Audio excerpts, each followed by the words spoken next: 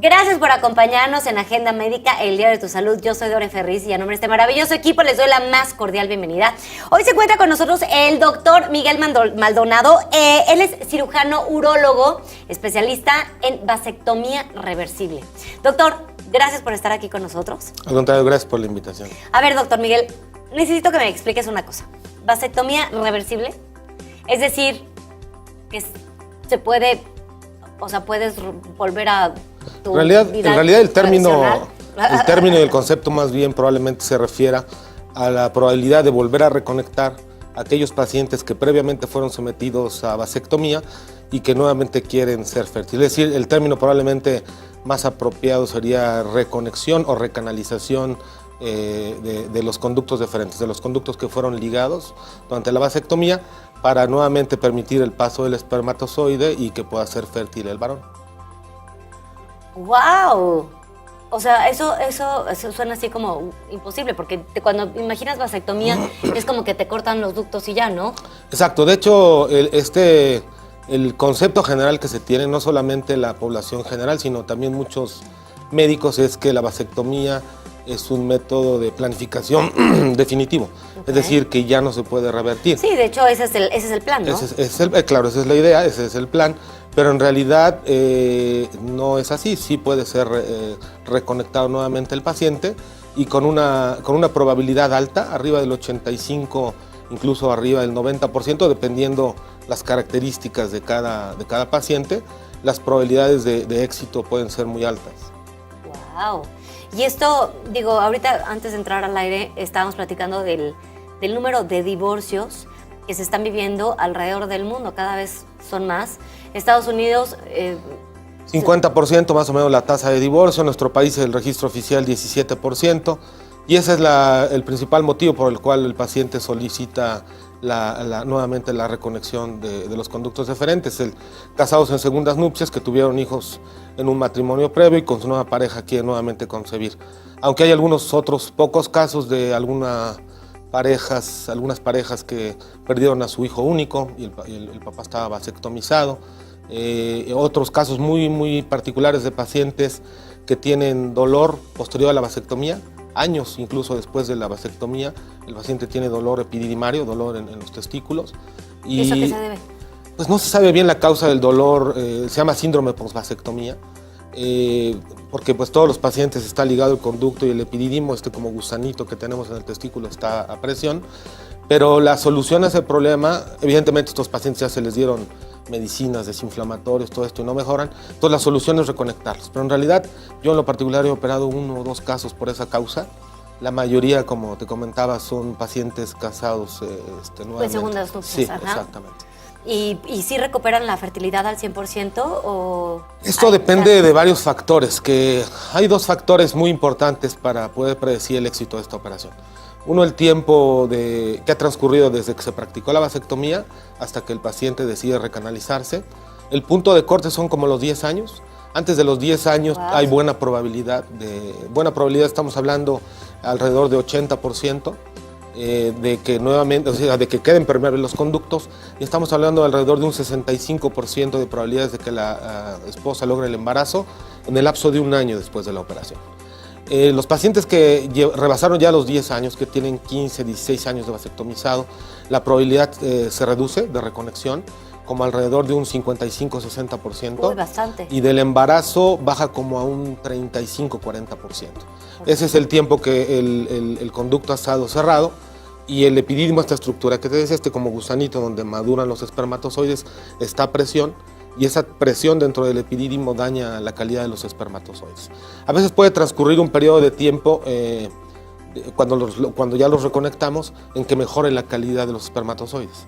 Las primeras muestras... Que vuelva a arrancar la máquina, la maquinaria, ¿no? Exactamente. Las primeras muestras salen no de muy buena calidad. No de muy buena calidad me refiero principalmente a la movilidad, es la que se ve, no se mueve adecuadamente el espermatozoide. Recordemos que el espermatozoide tiene que moverse, avanzar para poder ir a fecundar al óvulo.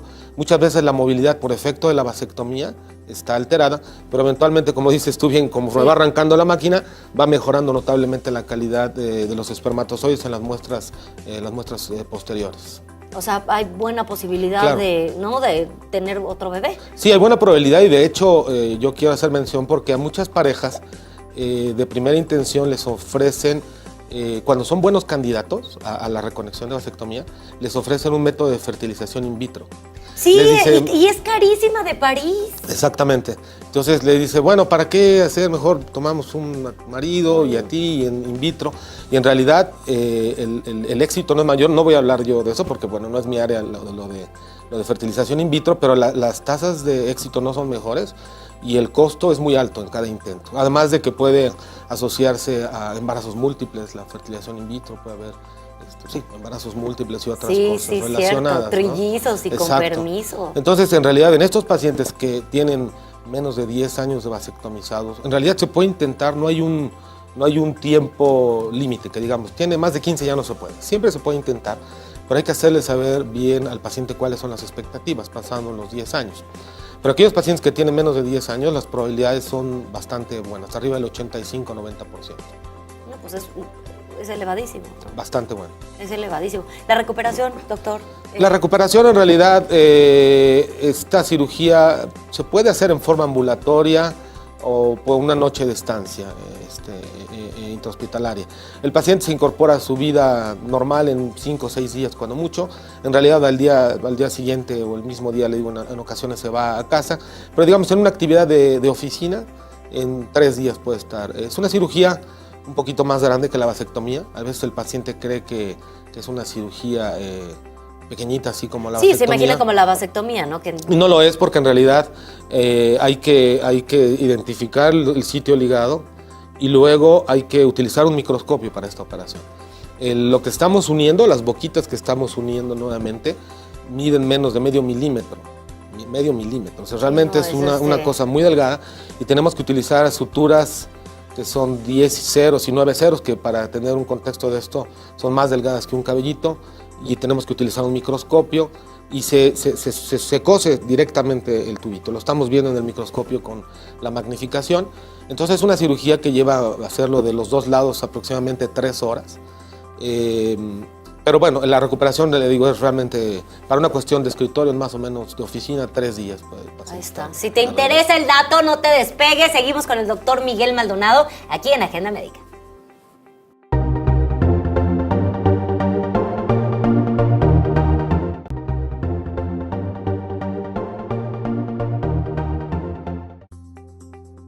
Ya estamos de vuelta en Agenda Médica, el Diario de tu Salud. Y ahora sí, doctor Miguel Maldonado, por favor. Seguimos platicando de la vasectomía reversible, la reconexión, ¿no?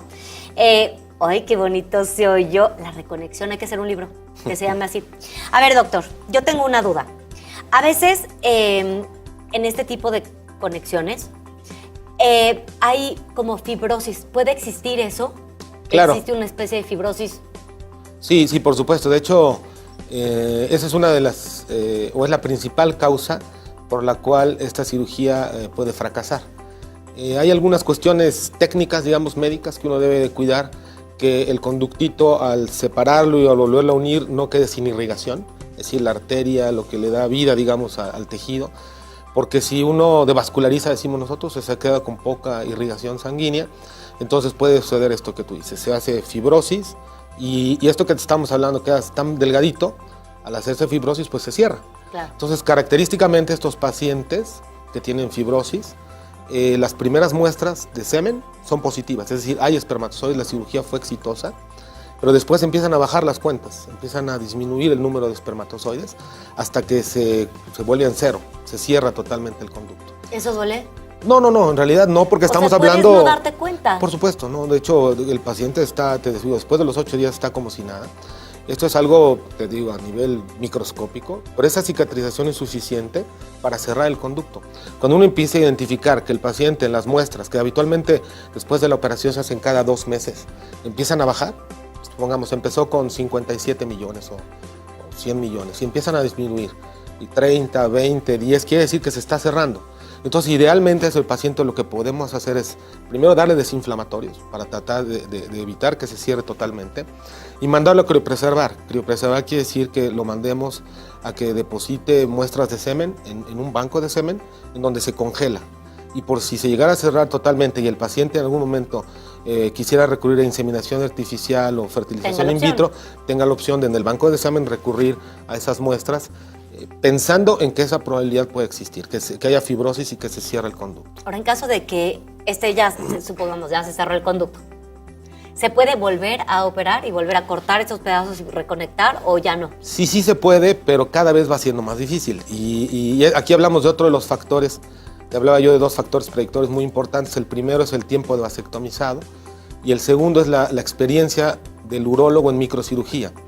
Porque no todos los urólogos tienen adiestramiento en microcirugía, en utilizar tanto el microscopio como el instrumental, como las suturas, como la técnica. Y entonces una cirugía de estas que se llaman redo, o volverlo a hacer, volver en un fracaso de una reconexión, intentarlo nuevamente requiere de un microcirujano, un urólogo bastante experimentado, porque se va perdiendo tejido. Es decir, cada vez van quedando más alejados los segmentos permeables, los segmentos libres, y se va haciendo cada vez más difícil la cirugía, la unión. Pero sí, por supuesto que se puede volver a intentar nuevamente a reconectar un paciente ante un fracaso previo. Hay pacientes a los que les dices, a ver, tú no eres candidato a la operación, ¿existe? Sí, bueno, eso no se los digo nunca porque, te digo, no hay un tiempo límite. Siempre hay una esperanza. Siempre hay una esperanza, pero hay muchas veces yo mismo le digo, bueno, me han hablado, tengo 25 años de haberme vasectomizado y el paciente tiene a lo mejor 61 años o 59 años. Es decir, se van sumando factores adversos para el pronóstico de fertilidad. Claro. Un varón, la fertilidad va disminuyendo conforme vamos envejeciendo los varones. Entonces, eso es la edad del paciente, más los años de vasectomizado.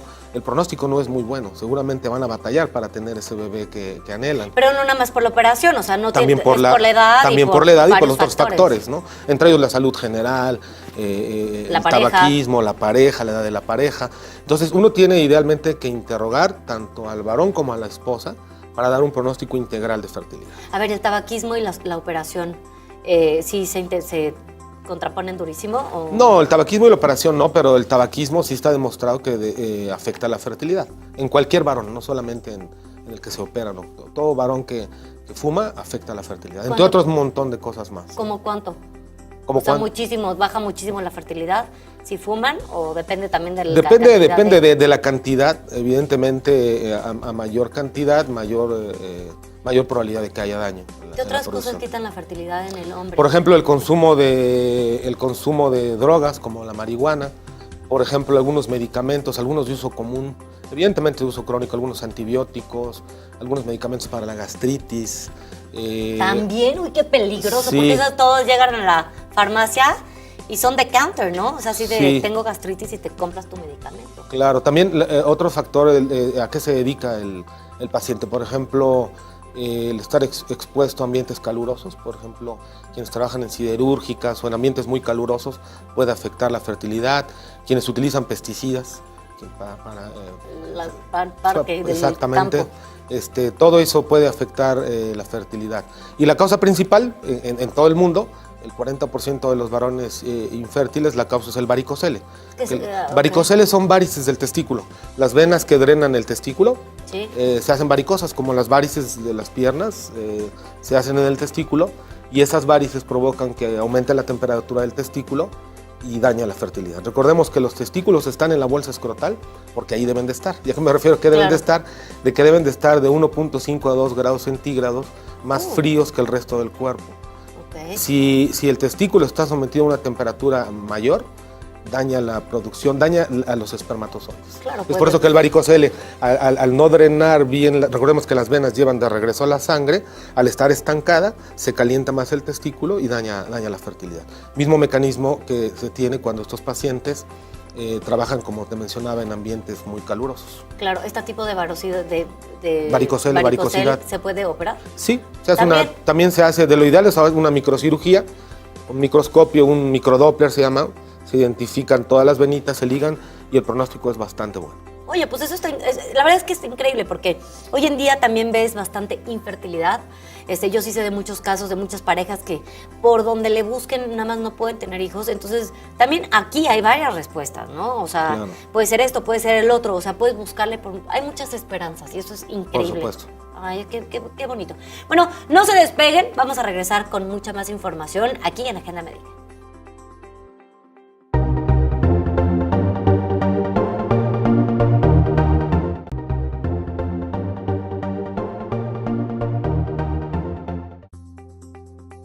Ya estamos de vuelta en Agenda Médica, el diario de tu salud. A ver, doctor Miguel, hay tanta información, o sea, pareciera que, ¿no? Como que hay tantas cosas de que hablar, entonces me voy a ir por pedacitos. Una, ¿qué complicaciones puede haber durante la cirugía? Bueno, durante la cirugía es una cirugía considerada de muy bajo riesgo. De hecho, pues la mayoría de los pacientes que operamos son pacientes jóvenes, estamos hablando 35, 40 años promedio, los que operamos de tal forma que la mayoría de ellos son sanos. Las complicaciones durante la cirugía son mínimas. Las complicaciones posoperatorias puede haber pues sangrado de la herida, infección, pero realmente son muy raras las complicaciones. Eso se considera una cirugía de muy bajo riesgo. Mira, pues ahí está, para todos los hombres que si de repente no, que les da miedito, no se preocupen. O sea, no tienen riesgo, vayan tranquilos. Y luego, antes de llegar a cuadro otra vez, me estabas platicando de otra operación donde se juntaba el ducto directo. Sí, es que ocasionalmente, ya cuando uno seccionó los dos conductos que fueron ligados y al apachurrar, al hacer compresión del testículo, no hay salida de líquido, entonces ahí debemos de proceder a hacer una cirugía que se llama vasoepidídimo-anastomosis.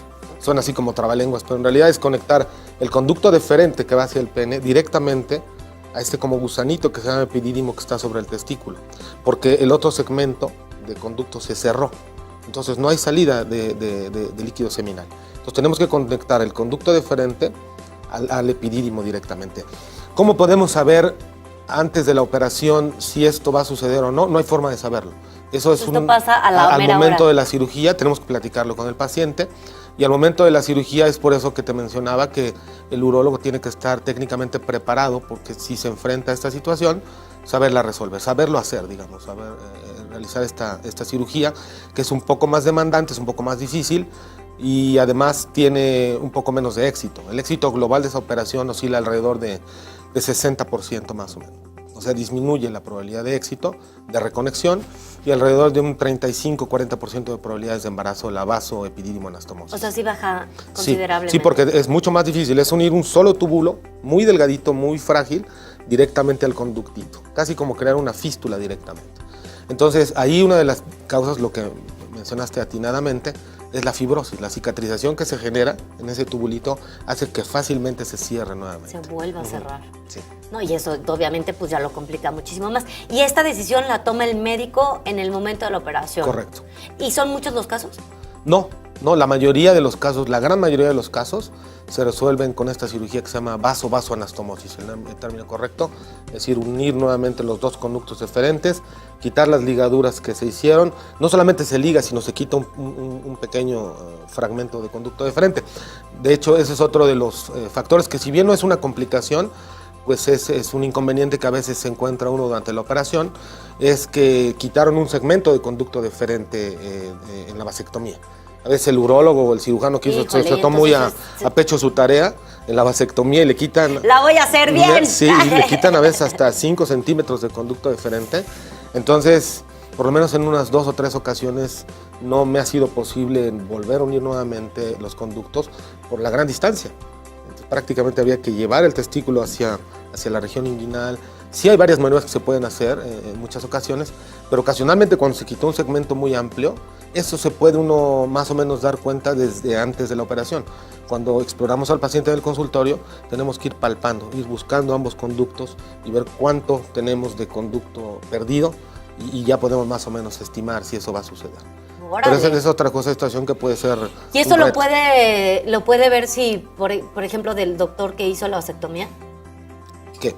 Pues que a lo mejor ya acostumbraba ese doctor a cortar ductos más grandes, o por épocas, o fue una moda de algún tiempo, o... No, eso ¿se es como sigue ahí el haciendo? cirujano, sí, eso es como el cirujano. La mayoría no resecan, no quitan tanto conducto diferente.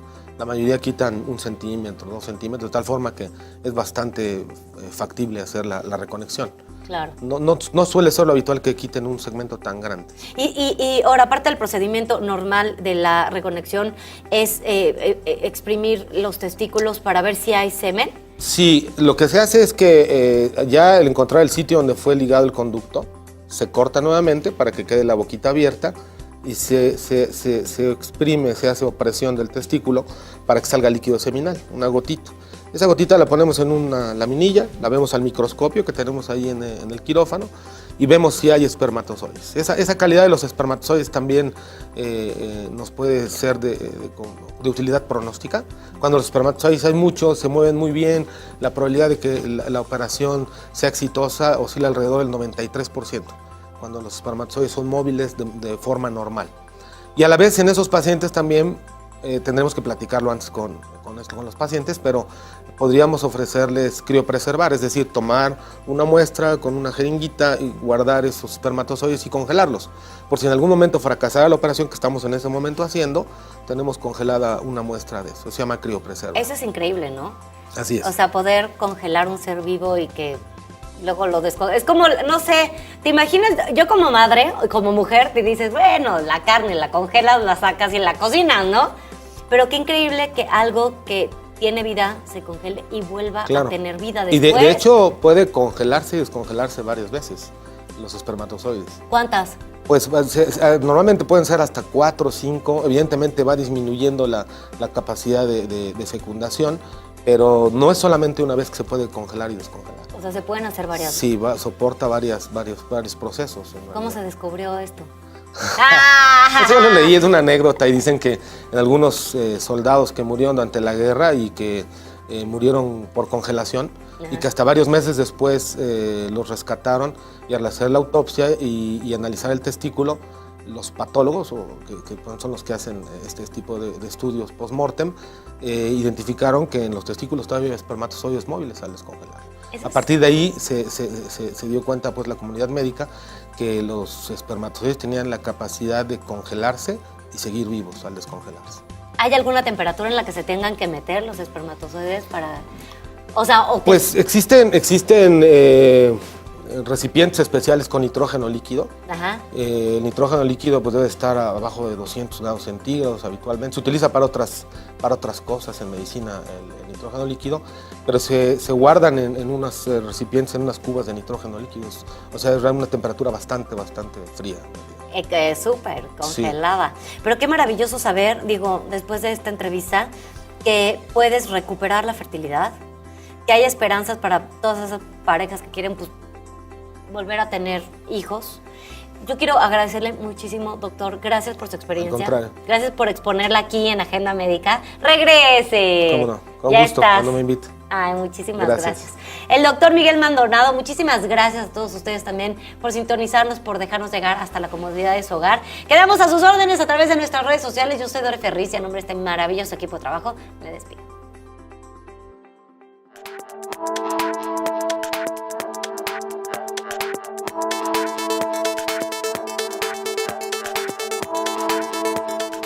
Que tienen dolor posterior a la vasectomía, años incluso después de la vasectomía, el paciente tiene dolor epididimario, dolor en los testículos. ¿Y eso a qué se debe?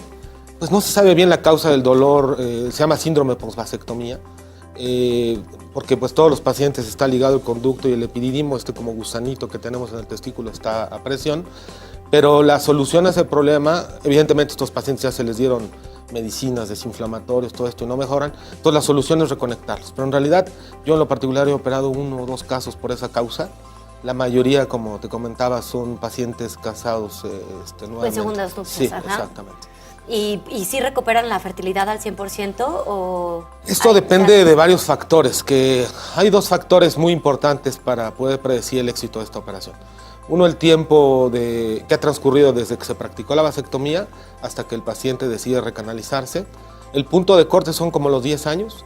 Antes de los 10 años hay buena probabilidad, estamos hablando alrededor de 80%.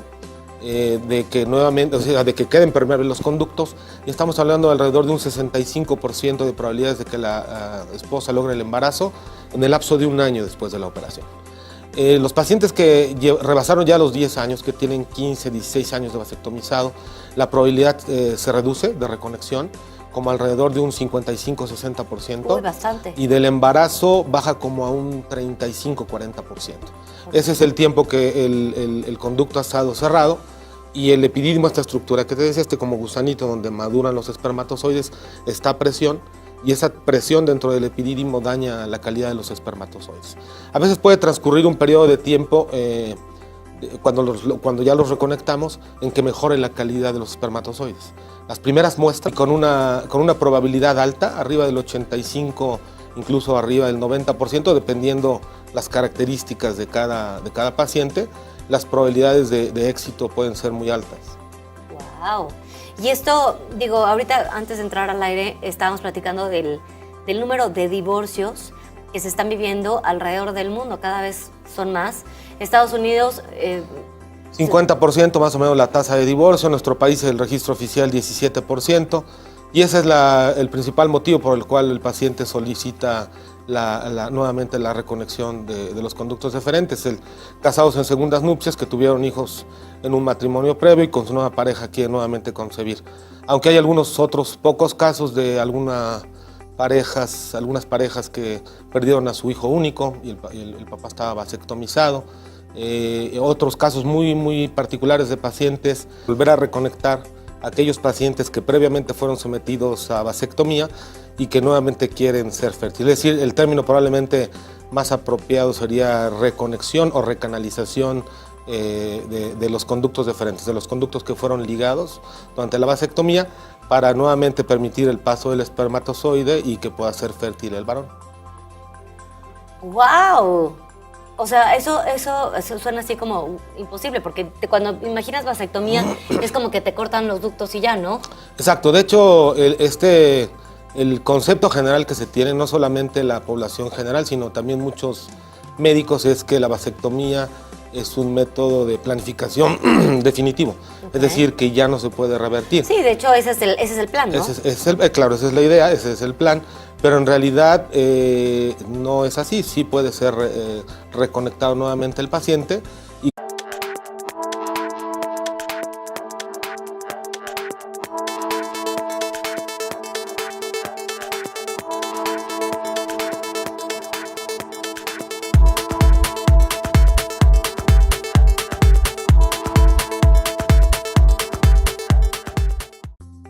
Gracias por acompañarnos en Agenda Médica, el Diario de tu Salud. Yo soy Dore Ferriz y a nombre de este maravilloso equipo les doy la más cordial bienvenida.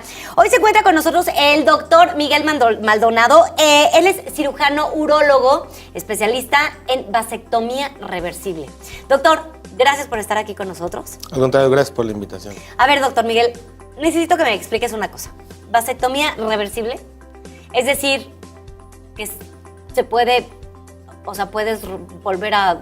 En realidad el término y el concepto más bien probablemente se refiera a la probabilidad de